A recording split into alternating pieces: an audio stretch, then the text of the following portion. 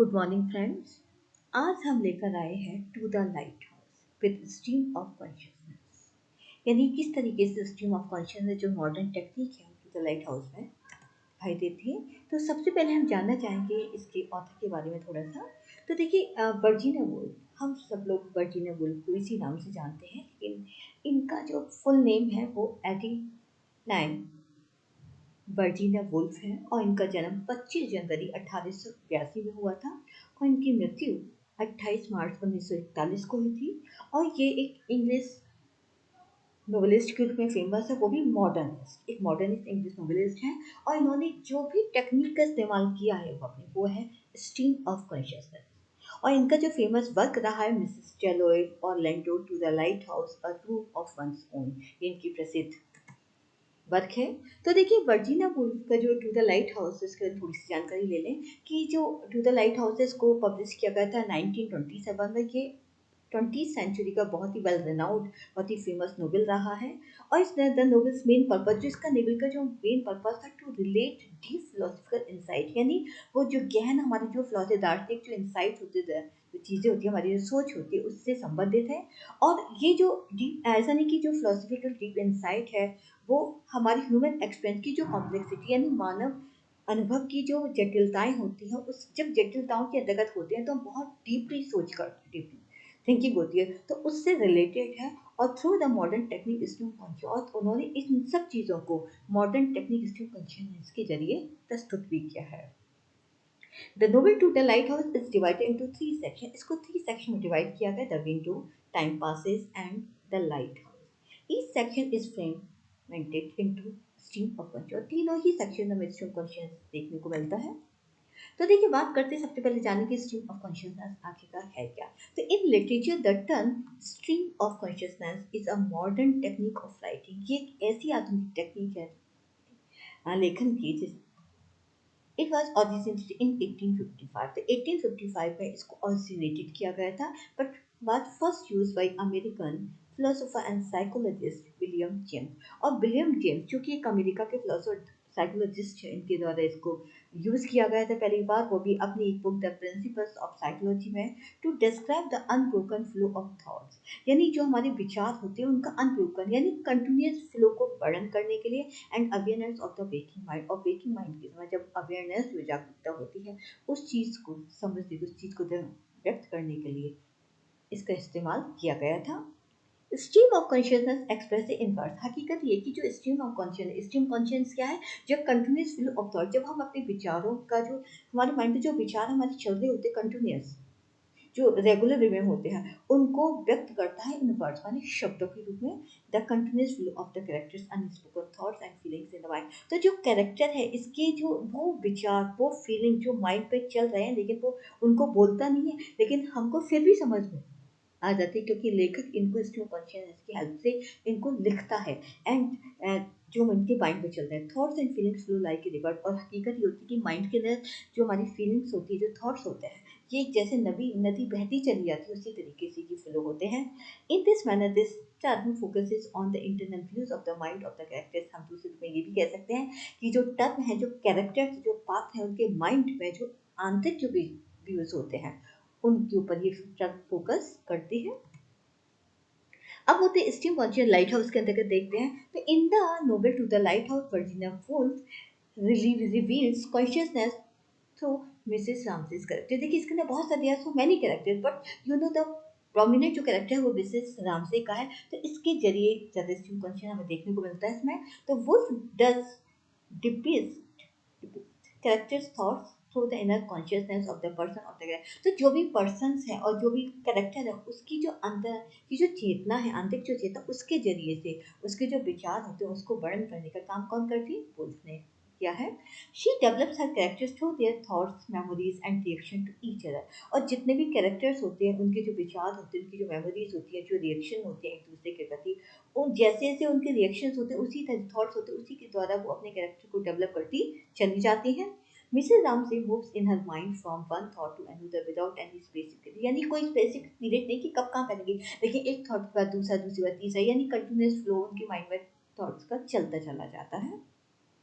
For example Mrs Ramsay appears in the stream of consciousness during the dinner party sequence as her feelings and thoughts flow in her mind. तो देखिए वहाँ पर dinner party क्योंकि जैसे कि आपने last video में पढ़ा था कि बहुत सारे गेस्ट थे जो उनके घर में आके रहने लगते हैं।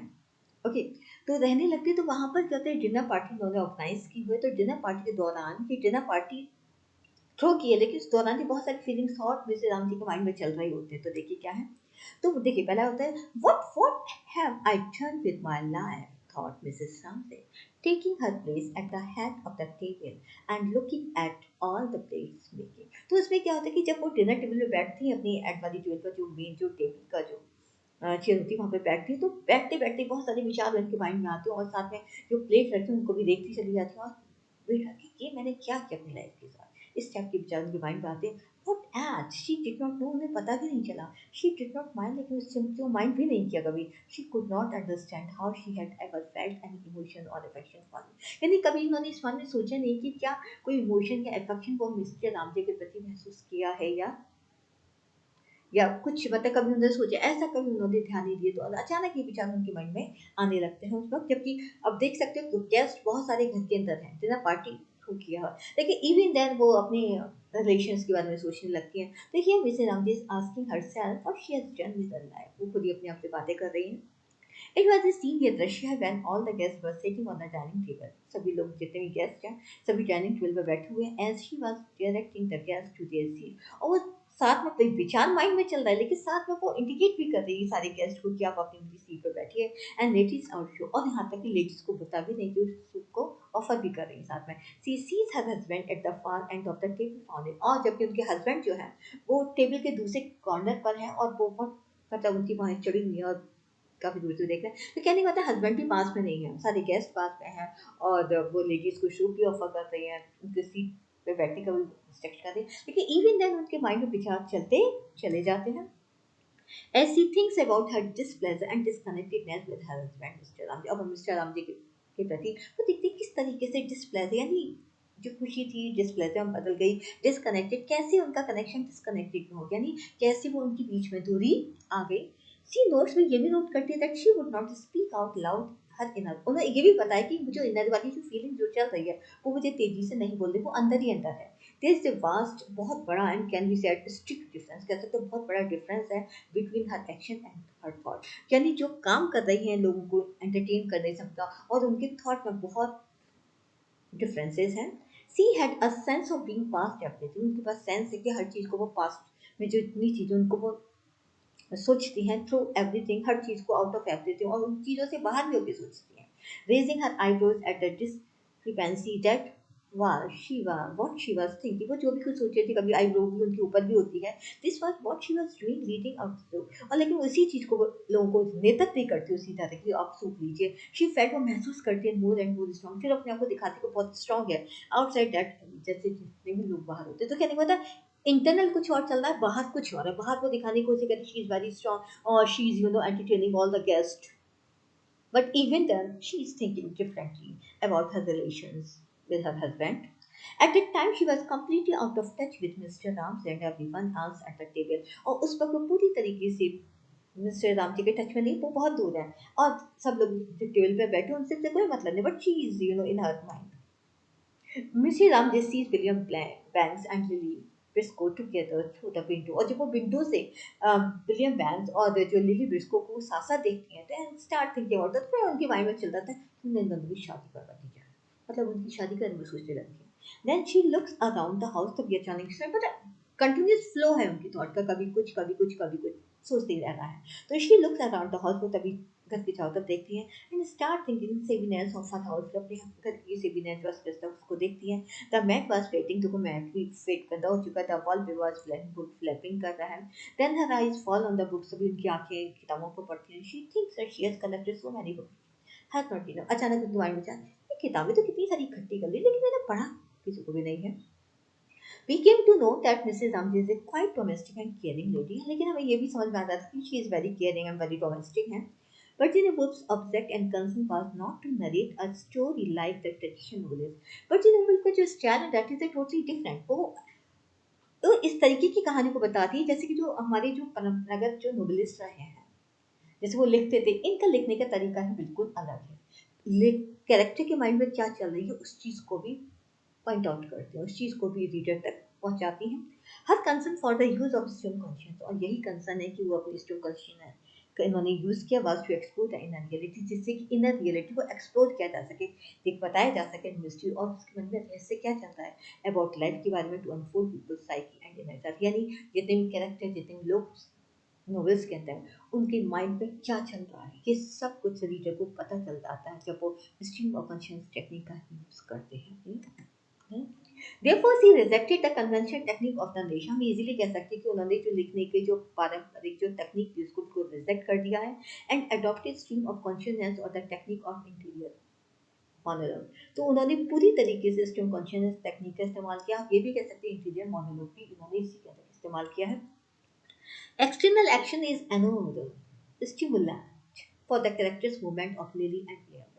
Forces Mrs. Ramsey to think about their marriage. और एक्सटर्नल एक्शन अलग ही है, वो कैरेक्टर्स के जब वो कहते हैं ना बाहरी जब एक्शन होते हैं तो बाहर की जब वो लोग कैरेक्टर्स के मूवमेंट को देखते हैं, लिली और विलियम बैंक्स के जब मूवमेंट को देखती है तो वो अचानक सोच लेती है यार इनकी शादी के बारे में, मतलब इंटरनल कुछ और चला, बाहरी मूवमेंट कुछ और है। तो in the third part of the novel के थर्ड पार्ट में भी देख सकते हैं the external actions of different character search for signs of Mrs. Ramsey takes Lily into her notional thoughts and she remembers her frankness, her friendliness and her sympathetic nature. तो यानी वो जो हमने मिसेज रामजे का जो science जो तरीका है डिफरेंट है, अलग मतलब बाहर कुछ अंदर कुछ, वो लिली को अक्सर बहुत सारे विचारों के माइंड में बहुत सारी चीजें होती है जो उन्हें सोचना बंद करती है कि हाँ शी इज वेरी फ्रैंक, वो बहुत ही फ्रैंक जो उस व्यक्ति के साथ बातें करती है और बहुत ही फ्रेंडली भी और सिंपैथेटिक नेचर है। तो जब वो इतनी सिंपैथी रखती है, इतनी फ्रेंडली है उसके साथ और फ्रैंक है, तो डेफिनेटली वो इजीली कन्विंस भी करती है या दैट्स आई एम राइट, उनकी शादी हो जानी चाहिए। Like that, emotional links are also prone a source for the characters swimming into the stream of culture. यहाँ तक हम इमोशनली जो लिंक जो होता है जो संबंध होता है वो भी एक स्रोत होता है कैरेक्टर जहाँ तैरने लगता है स्ट्रीम ऑफ कॉन्शियसनेस में। तो देखिए कब व्यक्ति को कौन सी चीज मजबूर कर देती है, इमोशनल अटैचमेंट भी लोगों को इस अपनी मतलब चेतना को जागृत करती है, वो अंदर अंदर सोचने लगता है। तो देखिए क्या है, in the Ramsay family children have no emotional links with their father. Ramsay family में जो बच्चों का जो इमोशनल वो बच्चे emotionally attached नहीं अपने father से।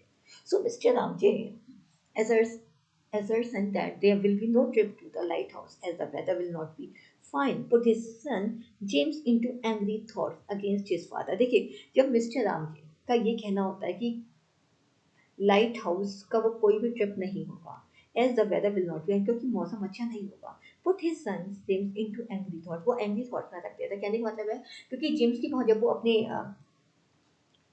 उस पे कॉटेज हाउस पर जब वो पहुंचती है तो जून का बेटा जो बड़ा जेम्स होता है वो इच्छा रखता है कि भाई वो जेम्स लाइट हाउस को देखना चाहता है। तो इसके फादर कहते हैं नहीं नहीं कल मौसम खराब होगा, कल लाइट हाउस पर नहीं जाएंगे, वो ट्रिप कैंसिल हो जाएगा। तो अब जेम्स को गुस्सा आता है, वो एंग्री थॉट रहता है कि फादर हमेशा ऐसी बातें क्यों करते हैं, कभी इन्होंने हमारे जज्बातों को हमारी फीलिंग्स को जानने की कोशिश नहीं की, अंदर ही अंदर सोचने लगता है।